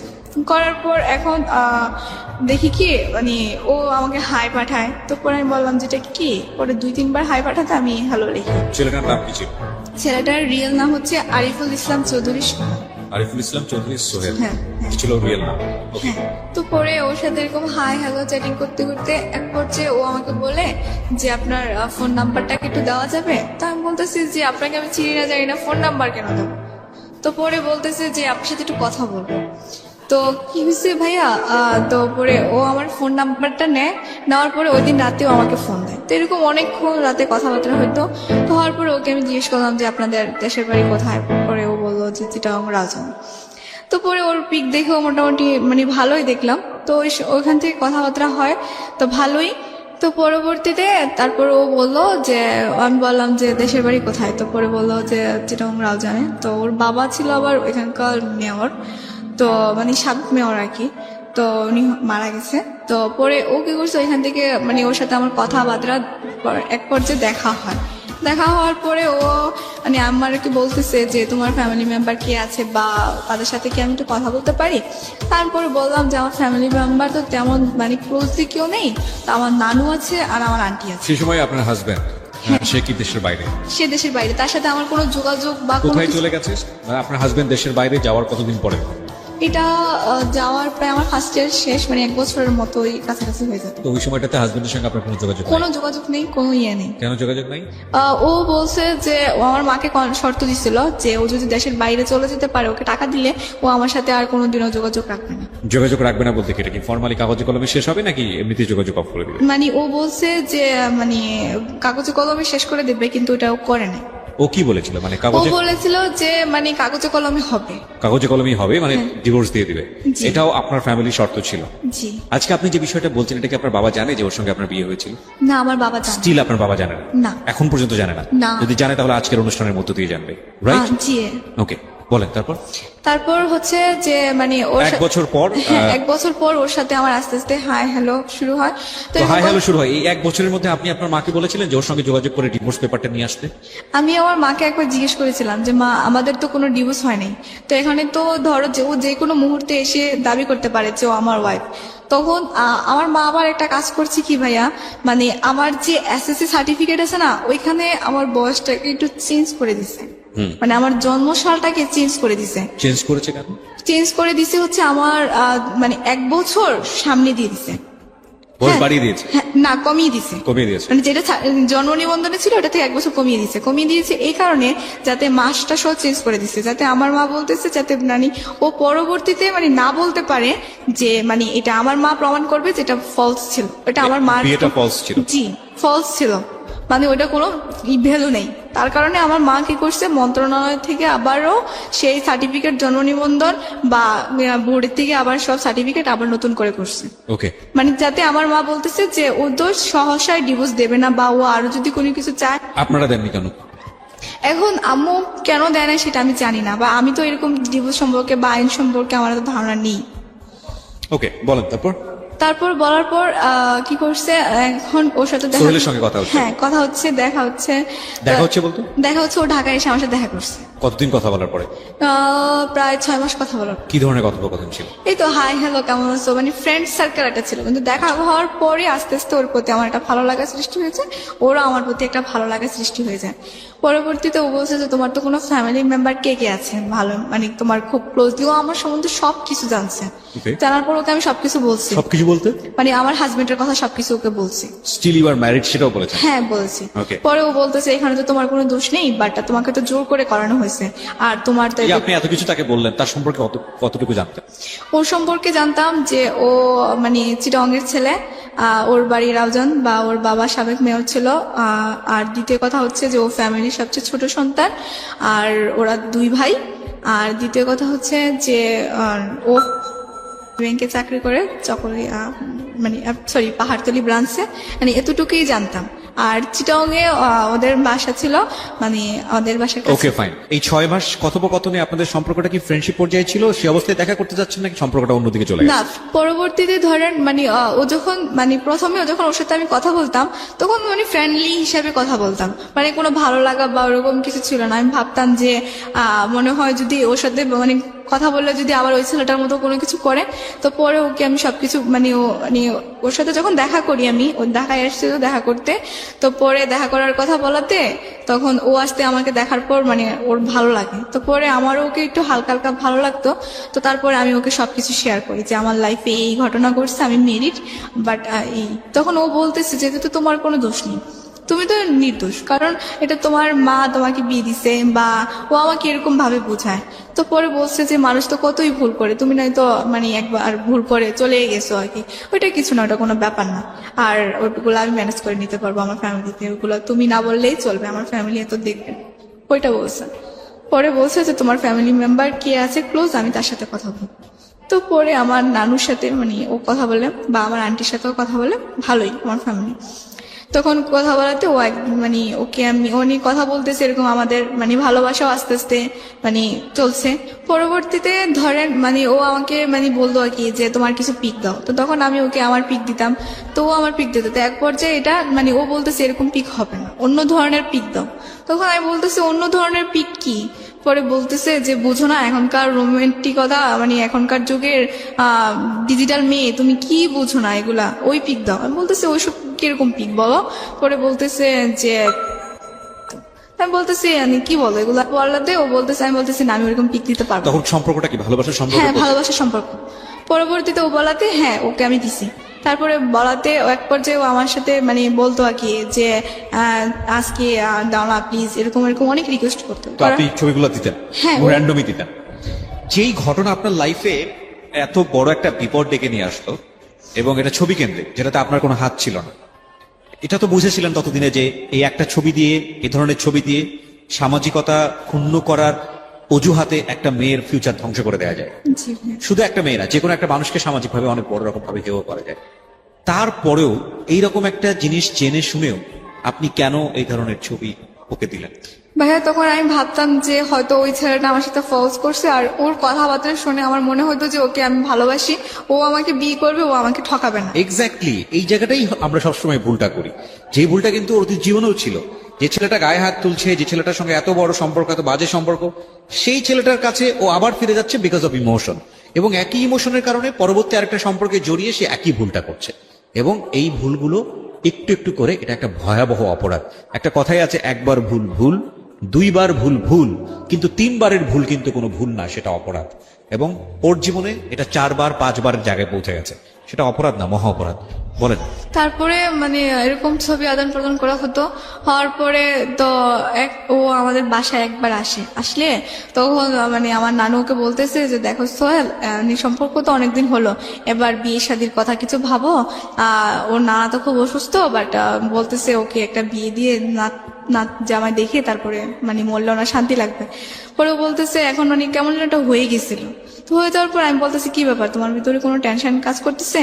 তো পরে বলতেছে যে না টেনশন না, তারপরে কোনো সমস্যা নেই, মানে ও একটু কথাটা ঘুরাই ফেলছে। পরে ও যখন চিটকে গেছে তাই বললাম কি ব্যাপার, তোমার মায়ের সাথে তো আমাকে কথা বলালো না, বা আমি তো জানি না, বা কিছু একটা বলো। তো পরে ও কি করছে ভাইয়া, মানে ও আস্তে আস্তে আমার থেকে দূরে সরে যাচ্ছে। তো আমার এই পাশের বাসায় আমার একটা ফ্রেন্ড থাকতো, ও কি করছে ওর আইডিটা মানে আমার ছবিতে লাইক দেওয়া ছিল। তো পরে কি করছে ও আমার ওই লাইক থেকে ওর আইডিটা নিছে, নেওয়াতে তারপর ওর সাথে ফ্রেন্ডশিপ করাতে যেই ছেলে মানে কি বলতাম যারা আমি এত ভালোবাসলাম, সে ঢাকায় ওর সাথে দেখা করতে এসে একসাথে এমনও কিছু ক্লোজ ছবি আমাকে দিছে, মানে যেগুলো দেখার পর আমার নিজেকে আমি আর কোনো কন্ট্রোলই করতে পারতেছি না। বিষয়টা কি হয়েছে আমাকে আরেকবার একটু বলেন, I am not clear actually. মানে আমার ফ্রেন্ডের পাশের বাসার আমার যে ফ্রেন্ড ছিল, ওর আইডিটা ও আমার ফেসবুক থেকে নিছে, নেওয়ার পর ওর আইডি, কার আইডি কে নিয়েছে? সোহেল আমার ফ্রেন্ডের আইডি নিয়েছে। আচ্ছা, ফেসবুক থেকে নিয়েছে, নেওয়ার পর নেওয়ার পর ওর সাথে সম্পর্ক করছে, আবার করার পর সেটা আমি জানতাম না। তখন সম্পর্ক মানে কি, একদম ফ্রেন্ডশিপ? না, ভালোবাসার সম্পর্ক করে ফেলছে। মানে আমার ফ্রেন্ড কিন্তু জানতো। আপনার ফ্রেন্ড কি জানতো না আপনার সম্পর্কে? জি, সে জানার পর ওই সম্পর্কে? হ্যাঁ, ও আমার সম্পর্কে জানতো যে ওর সাথে আমার রিলেশন ছে, বা ও যে আমাদের বাসায় আসতো সেটাও মানে ও দেখছে। বা ও অনেক দুষ্টামি করতো যে ভাইয়া কেমন আছেন, বা আপনাদের বিয়ের পর কিন্তু আমি চিটংয়ে যাবো, বা আপনার মতো এরকম হ্যান্ডসাম ছেলে আমাকে একটা খুঁজে দিবেন, এরকম দুষ্টামি করতো। পরবর্তীতে কি হয়েছে, মানে আমি যে ওই ছবিগুলো দেখেছি আমি নিজে বিশ্বাস করবো। পেলো কিভাবে ছবিগুলো? ছবিগুলো ও আমাকে দিছে। আপনার ফ্রেন্ড আপনাকে দিয়েছে? হ্যাঁ, ফ্রেন্ড আপনাকে দিয়েছে, এবং ফ্রেন্ড পেয়েছে কোথা থেকে? ফ্রেন্ডের সাথে একসাথে ওরা দুজন। সোহেল দিয়েছে আপনার ফ্রেন্ডকে? না না, মানে আমার ফ্রেন্ডের সাথে সোহেল ক্লোজলি ভাবে ছবি উঠাইছে। আপনার ফ্রেন্ডের সঙ্গে সোহেল ক্লোজলি কিছু ছবি তুলেছে, সেটা আপনার ফ্রেন্ড আপনাকে দিয়েছে? জি। কেন দিয়েছে? মানে আমাকে দেখানোর জন্য, মানে ও বলতেছে যে সোহেল আমার, সোহেল আর তোমার নাই, তুমি এখন সোহেলকে ভুলে যাও। এটা কবে ঘটেছে? এটা ঘটেছে সম্পর্ক কতদিন পরে? সম্পর্ক প্রায় 1.5 বছর পরে, মানে আমার সামনে ইন্টারমিডিয়েট পরীক্ষা ছিল তখন। আচ্ছা, তো এই যে ঘটনাটা আপনার সামনে ঘটলো, এটা কি হঠাৎ করে ঘটে গেছে নাকি আপনি কোনো চেঞ্জ টের পাচ্ছিলেন? হ্যাঁ, চেঞ্জ টের পাচ্ছিলাম। টের পাচ্ছিলেন। সেটা হচ্ছে যে সে আমাকে ফোন করলে তেমন আগের মতো কথা বলতো না, মানে একটা অ্যাভয়েড করে চলতো। মানে ওর জায়গা থেকে কি ছিল, সম্পর্কটা ভেঙে ফেলবে এরকম কোনো ব্যাপার ছিল? হ্যাঁ, ওর সম্পর্ক ছিল যে ওরা তো চিটংয়ের ছেলে, ওদের একটা নিয়ম হচ্ছে যে মানে চিটংয়ের মেয়েকে বিয়ে করতে হবে, এরকম হ্যাঁ কোনো কিছু? মেয়েকে বিয়ে করতে হবে, এবং মানে আর এখানকার মানে অন্য জেলার মেয়েরা ওরা অ্যাভয়েড করে না। ওকে। তো আর এই জন্য আর ও হচ্ছে যে ও চাচ্ছে যে ওর মা যেটা বলে ও সেটাই করবে। হ্যাঁ, তো আমি বলছি যে তোমার মায়ের সাথে তো আমি একবার এই কথাটাও বলছিলাম যে আমি কথা বলি আন্টির সাথে, যদি আন্টির আমার ভালো না লাগে তাহলে আর কোনো দরকার নেই। তো পরে ও বলছে যে না, প্রথমে আমাকে বুঝাইতো যে আমার মার ভালো লাগবে এসে। তো পরবর্তীতে ও আমাকে মানে এত ভাবে হার্ট করছে, ছবিগুলো তো দিছে, আবার ও আমাকে বলছে কি যে তুমি তোমার আগের হাজবেন্ড আছে বা ওর সাথে তুমি চলে যেতে পারছো, এরকম করতে পারছো, তুমি যে আমার বিয়ের পর আরেকটা ছেলে মানে তোমার হাজবেন্ডকে রেখে তুমি আমার সাথে রিলেশন করছো, এখন যে তুমি আরেকটা ছেলের সাথে চলে যেতে পারবে না তার তো কোনো গ্যারান্টি নেই, তাহলে আমি কি করে তোমাকে বিলিভ করবো? এটা আপনাকে সে বললো? হ্যাঁ। ফাইন, তারপর? তারপরে ভাইয়া ওই দিন মানে আমি কি যে বলবো, মানে আমার এত পরিমাণ খারাপ লাগছিল, মানে আমার মায়ের যে কষ্টটা ওইটাও মনে হয় যে ওর থেকে আরো দ্বিগুণ কষ্ট আমার বেশি লাগছিল। আপনি যখন ইন্টারমিডিয়েটে পড়ছেন ওই সময়কার ঘটনা এটা, জি। আপনি যথেষ্ট ম্যাচিউর, আপনি একটা ছেলের সঙ্গে বিয়ের সম্পর্কে জড়ানোর কথা চিন্তা করছেন এবং আপনার এক্সিস্টিং লাইফে হাজবেন্ড থাকার পরেও আমি বুঝতে পারছি যে তাকে আপনি মন থেকে কখনো হাজবেন্ড মনে করেন। এটা একটা মাঝে মাঝে যে কয়দিন গিয়েছেন সেটা ইমোশনাল ব্যাপার ছিল, কিন্তু এটা তো অবশ্যই লিগেলি একটা সম্পর্ক ছিল। তো সেই লিগ্যাল সম্পর্কটা আপনি তো চেষ্টা করলে কারো কাছ থেকে জেনে বা ইভেন যে যার সঙ্গে আপনি সম্পর্কে জড়াচ্ছেন তার কাছ থেকে জেনে হলেও আপনি ডিভোর্সটা দিতে পারতেন, দিয়ে আপনি সম্পর্কে জড়াতে পারতেন। আপনি তো সেটা করেননি, কেন করেননি? ভাই করিনি, আমি আম্মুর কাছে বলাতে মানে আম্মু বলতো যে হ্যাঁ আমি তো ওইরকম করে ফেলছি, ওর তো কাছে তো কোনো প্রমাণ নেই, ওর তুমি ডিভোর্স দিয়ে বা কি করো? ডিভোর্স এটা দিলে কি আপনি সেকেন্ড রিলেশনশিপে যার সঙ্গে জড়াচ্ছেন সোহেল, সে কি এটা জানতো? হ্যাঁ জানতো। জানার পরে তার কাছ থেকে প্রতিক্রিয়া কি ছিল? তার কাছে প্রতিক্রিয়া তো ওই তো বললাম, সে বললো যে এগুলো কোনো কিছুই না, এগুলো কোনো। আপনি লিগেলি তার ওয়াইফ, তো আপনাকে নিয়ে যদি সে সংসারের কথা চিন্তা করে সেটা তো পারবেই না সে। না আম্মু তো ওই তো বললাম না চেঞ্জ করে ফেলছে, আম্মু তো বলতেছে আমাকে যে ওটা কোনো বিয়ে না, ওটা কোনো কিছু হবে না, তোমার ওইটা কাগজটা ভুয়া মানে প্রমাণ করতে চাইলে ও যদি প্রমাণ করে যে তুমি ওর ওয়াইফ এটা তাহলে। কি ও বিশ্বাস করেছিল? হ্যাঁ আমিও তো বিশ্বাস করেছি, আমি আজও পর্যন্ত সেটা বিশ্বাস করি। বোকার স্বর্গ মানে শুনেছি এতদিন, বোকার স্বর্গটা আজকে আমার মনে হচ্ছে যে দ্য স্টেজ অফ রিয়েলিটিতে এসে বসেছে বোকার স্বর্গ। ওকে বলেন তারপর। তারপরে ধরেন মানে ওর সাথে আমি আমার একটা মানুষের জন্য ট্র্যাপ হয়ে ফেলতে চাচ্ছি একটা মানুষকে, কিন্তু আনফর্চুনেটলি আমি নিজে ট্র্যাপের মধ্যে ঢুকে বসে আছি, যেটা ওর মার কথা শুনে আমার কাছে মনে হচ্ছে যে সামহাও ও এই ঘটনার থেকে বাঁচানোর জন্য ওনার মেয়েকে সেভ করার জন্য বিভিন্ন রকমের ফন্দি ফিকির করতেছে, কিন্তু সেই ফন্দি ফিকিরে সে নিজেই আটকে বসে আছে। It's very interesting. এবং এই ছেলেটার যে ফায়দাটা ছিল, ওনার যে হাজব্যান্ড, লিগেলি যে হাজব্যান্ড, সে কিন্তু তার ফায়দা ঠিকই লুটেছে এবং সে কিন্তু ঠিকই দেশের বাইরে গিয়ে বসে আছে পয়সাটা সবকিছু নিয়ে, ব্ল্যাকমেইল করছে যথেষ্ট রকম ভাবে, এবং সে যথেষ্ট গেইনার বলা যেতে পারে তার জায়গাটাতে। তারপরে ধরেন মানে আর সোহেলের সাথে আর কথা বলা অফ হয়ে গেছে, তো আমি ইন্টারমিডিয়েট পরীক্ষা দিলাম। আপনার ফ্রেন্ডটাকে আপনি কি বললেন? যে আমার friend আপনার- ফ্রেন্ড ওকে আমি আর কিছু বলিনি, কারণ এটা তো ওর দোষ ছিল না। একটা ছেলে যদি একটা মেয়েকে যদি ধরেন প্রশ্রয় নেয় দেয় তাহলে তো মেয়েটা কিছু করতে পারে, আর মেয়েদের মন এমনিতেও নরম, মানে একটু ভুলালে ওদেরকে ভুলানো যায়। তার মানে আপনি বলতে চাচ্ছেন যে আপনার বান্ধবীকে সেই কনভিন্স করে, ছেলেটাই কনভিন্স করে? হ্যাঁ কারণ ও তো ফ্রেন্ড রিকোয়েস্ট পাঠাইছে, আমার বান্ধবী আমাকে দেখাইছে। পরে যখন মানে আমি ওকে মানে বললাম যে তুই আমার সাথে এরকম কেন করলি, পরে ও আমাকে দেখাইছে যে আমি ফ্রেন্ড রিকোয়েস্ট পাঠাইনি। ওরা কি কন্টিনিউ করেছে পরবর্তীতে রিলেশনশিপটা? না ওরা ব্রেকআপ করে দিয়েছে, তো কারণ ওর তো ইয়ে ছিল যে ওর সাথে রিলেশন করলে ওই ছবিগুলো আমাকে দেখাইলে তো পরে আমার আর আমার ফ্রেন্ডের ভিতরে দ্বন্দ্ব লেগে ও মাঝখান থেকে সরেছে। মানে ছেলেটা মাঝখান থেকে সরে যায়? জি। ওকে, তারপর? তারপর কি হয়েছে মানে এটা নিয়ে ধরেন আমার ইন্টারমিডিয়েট পরীক্ষার পর তো এখন আমার তো ধরেন কি বলবো, আর আমার তো আর বলার মতো কোনো ভাষাই ছিল না। মানে আমার বলতে গেলে আমি কোনো ছেলেদেরকে দেখলে আমার ওই ছেলের কথা মনে হয়ে যেত, মানে আস্তে ওরা চিট বা এরকম কিছু মনে হতো। তো পরবর্তীতে ধরেন ভাইয়া মানে আমি নিজে নিজে একটা প্রতিজ্ঞা নিলাম যে আমার লাইফে যেহেতু এত কিছু ঘটনা ঘটেছে, হ্যাঁ, সো আমি আমার মানে নিজকে এবার প্রতিষ্ঠিত করবই করব।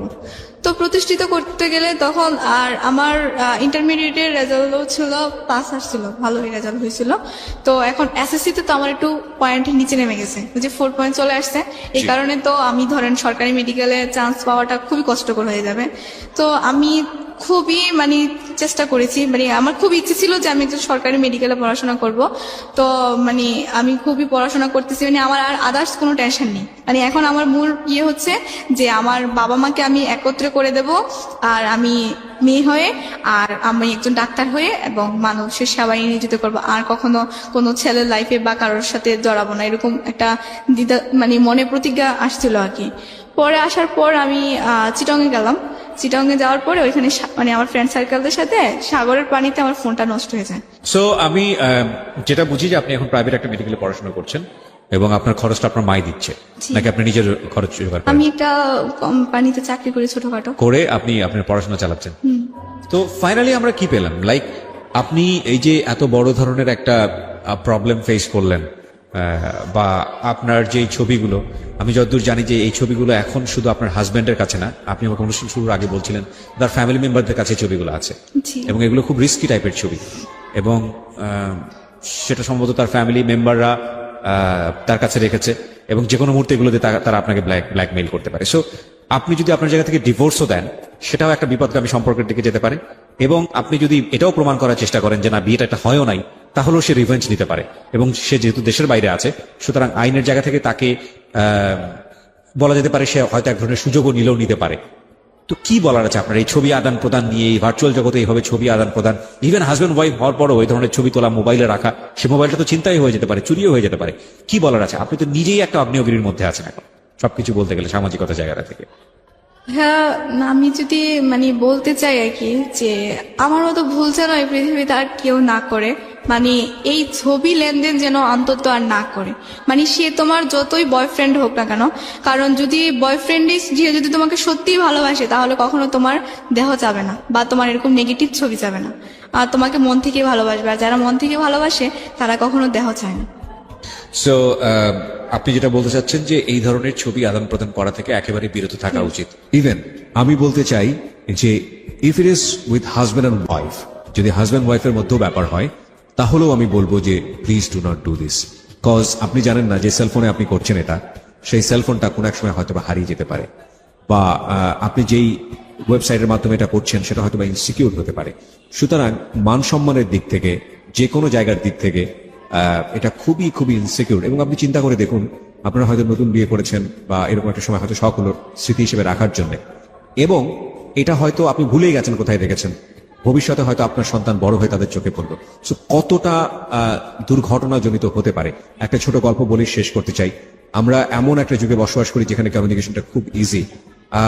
আমি অনেকদিন আগে ফেসবুকে এরকম একটা ভিডিও দেখেছিলাম যে মেয়ে আলটিমেটলি কোনো একটা খুব খুব সেন্সিটিভ একটা ছবি তার বয়ফ্রেন্ডকে পাঠাতে গিয়ে সে আলটিমেটলি হোয়াটসঅ্যাপের কোনো একটা গ্রুপে ছবিটা আপলোড করেছে, এবং ভুল করে সে আলটিমেটলি ওই গ্রুপের মধ্যে তার প্যারেন্টসরা ছিল।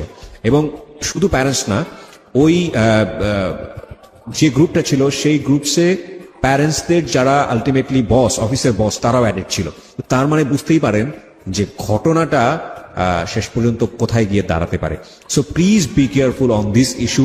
অবশ্যই এই ধরনের কাজ থেকে দূরে থাকেন, এটা আপনার জন্য সেফ এবং সবার জন্য সেফ, এবং আমরা আপনাদেরকে অবশ্যই উৎসাহিত করব। আজকের মতো এখানেই শেষ করতে চাই সিক্রেটস। আমরা বিশ্বাস করি প্রতিটি ভুল, প্রতিটি অপরাধ, এটার পেছনে শক্তিশালী একটি কারণ থাকে, এবং যারা ভিকটিম হন কিংবা যারা এই অপরাধটা করেন তারা একটা শক্তিশালী রিজন থেকে করেন। সেই জায়গাটি থেকে আমরা আমাদের অনুষ্ঠানটিকে রিফ্লেক্ট করতে চাই এই অর্থে যে এই ভুলটা বা এই অপরাধটা যেন আর কেউ কখনো না করে।